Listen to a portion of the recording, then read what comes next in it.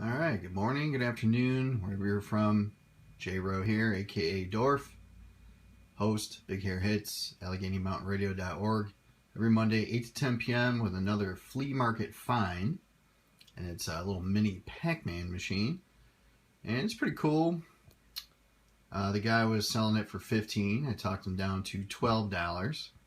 And let's take a look at it, see what it is. It's one of these battery-powered Dilios from 1981, 82, I'm guessing, something like that, because the arcade machine was released in 1980. So the company that manufactured this, COLECO, which eventually they came out with their own system, the COLECO Vision, around 1984, they wanted to get on the bandwagon and make some money. And who can blame them? Pac-Man was and probably still is the most best-selling arcade game that was ever designed, so good for them.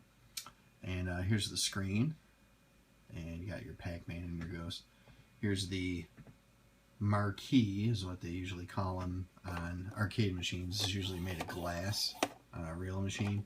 This is just a sticker, and it kind of looks dirty, but that's not really dirt. That's the glue on the other side of the sticker kind of coming off. And even though it's that old, I mean, the corners are still on and everything, so it still looks pretty cool. There's even a little bit going on top. Check that out. Very nice. Midway, they distributed the original arcade machine. And Namco designed it in Japan, and Midway was their American distributor. Boom, Pac-Man. There it is. Now let's take a look at the dashboard here.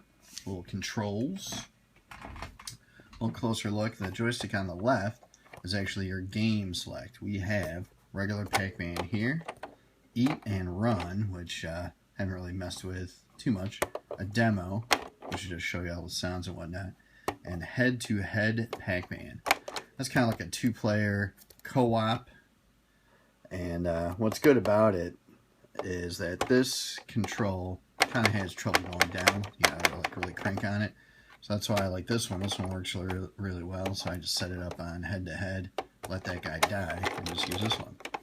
And I got it taped to the table here, which, you know, paper masking tape. I mean, works good if you got lightweight stuff that you don't want moving around. Look at that, I'm cranking on it. So I recommend that if you have any light electronics, such as the flashback systems, like this, for example. See, Atari, COLECO, and television, they're all taped to each other because they don't weigh anything. So anyway, going back to Pac-Man. You also have two skill levels, skill 1 and 2. What we'll do is we'll turn it on. You'll see the demo.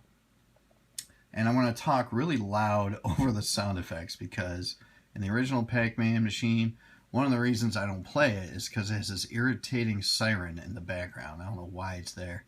Well, this is even worse, and it sounds really bad, and it's really loud. So here we go. Skill 1. Doesn't really matter because we're doing a demo.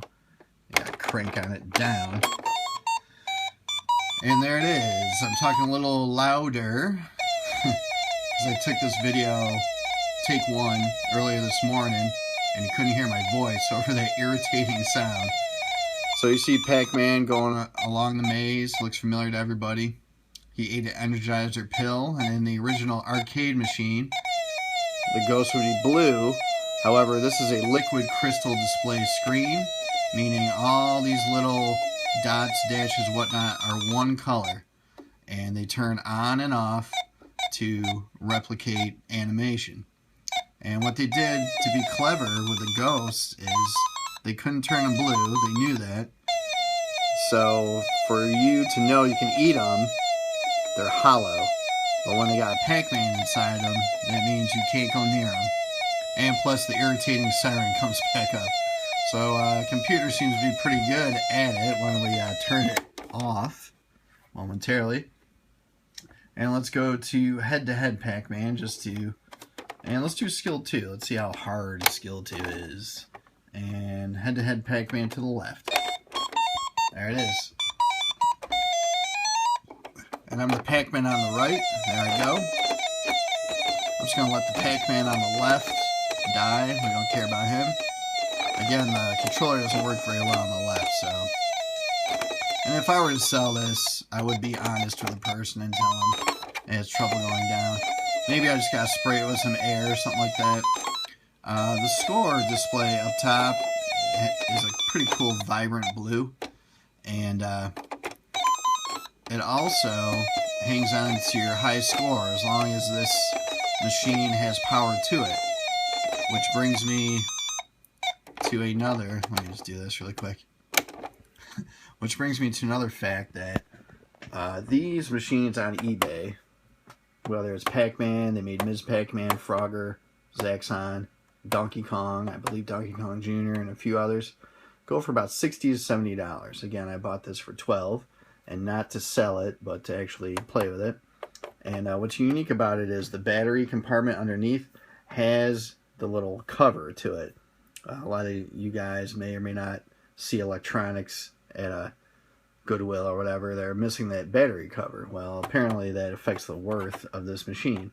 Not only do I have the battery cover, but COLECO manufactured these kind of like batteries. They're shaped like batteries. You put it in there, and without batteries, this thing would not run. It doesn't have a cord. But the COLECO power supply, you put it in the battery slot, and a cord comes out, and you plug it in.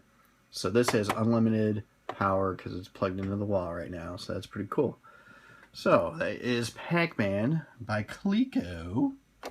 Let's do Eat and Run. See if that irritating sound comes up. Yes, it does.